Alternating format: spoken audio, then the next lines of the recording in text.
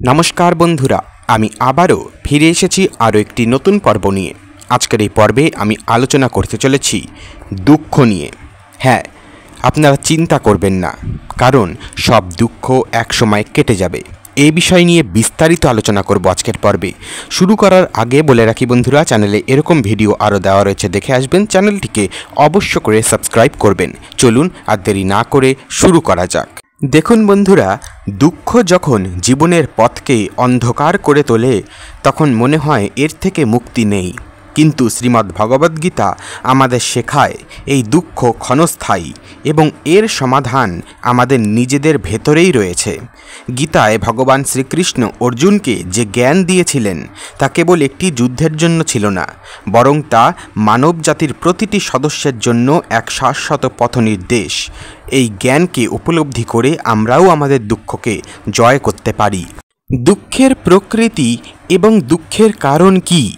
শ্রীকৃষ্ণ গীতায় বলেছেন, এই জগৎ দুঃখালয়ম, অর্থাৎ দুঃখের আলয়। মৃত্যু, জরা, ব্যাধি এগুলো স্বাভাবিক দুঃখ, কিন্তু এর থেকেও বড় দুঃখ হলো আমাদের কাম, ক্রোধ এবং মোহ।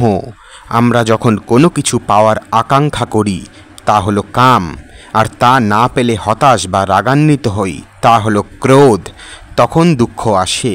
আবার যখন আমরা জাগতিক বস্তুকে চিরস্থায়ী মনে করি তা হলো মোহ, তখন সেগুলোর বিনাশে আমরা কষ্ট পাই। শ্রীকৃষ্ণ অর্জুনকে বলেছেন, এই সকল দুঃখের মূল কারণ হলো আমাদের অবিদ্যা বা অজ্ঞানতা। আমাদের নিজেদেরকে শরীর মনে করি এবং শরীরের সুখ দুঃখই আমাদের নিজেদের সুখ দুঃখ বলে ভাবি, কিন্তু গীতা আমাদের মনে করিয়ে দেয় যে আমরা শরীর নই, আমরা আত্মা, যা অবিনশ্বর। শ্রীকৃষ্ণ দুঃখ থেকে মুক্তির পথে বলেছেন, প্রথম কর্ম হলো কর্ম করো, ফলের আশা করো না, তা হলো কর্মযোগ। দ্বিতীয় কর্ম আত্মাকে উপলব্ধি করো, তা হলো জ্ঞানযোগ। তৃতীয় কর্ম হলো সব কিছু ঈশ্বরের হাতে সমর্পণ করো, তা হলো ভক্তিযোগ। ভগবান শ্রীকৃষ্ণের এই জ্ঞান আমাদের শুধু তত্ত্বকথা শোনায় না, বরং আমাদের বাস্তব জীবনে দুঃখ মোকাবিলা করার শক্তি দেয়। যখন কোনো কাজ ব্যর্থ হয় তখন মনে করো, আমি কেবল আমার কর্তব্য করেছি, এর ফল আমার হাতে ছিল না। যখন প্রিয়জনের বিয়োগ হয় তখন মনে করো, আত্মা অবিনশ্বর, এই শরীর ক্ষণস্থায়ী, কিন্তু আত্মার কোনো বিনাশ নেই। যখন কোনো বিপদ আসে তখন মনে করো, এটাও ভগবানের ইচ্ছা, এর পেছনেও কোনো ভালো উদ্দেশ্য অবশ্যই রয়েছে। গীতার এই শিক্ষা আমাদের মনের অন্ধকার দূর করে এক নতুন আলোর পথ দেখায়।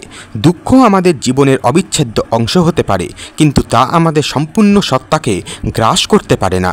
শ্রীকৃষ্ণের বাণী আমাদের মনে শান্তি এনে দেয় এবং এই বিশ্বাস জাগিয়ে তোলে যে চিন্তা করো না, সব দুঃখ কেটে যাবে। একটা কথা মনে রাখবেন বন্ধুরা, ঠিক যেমন রাত আসে, রাতের পরে দিন আসে, সকাল হয়, ঠিক তেমনি যেমন দুঃখ আসবে জীবনে, ঠিক আপনার জীবনে সুখও আসবে।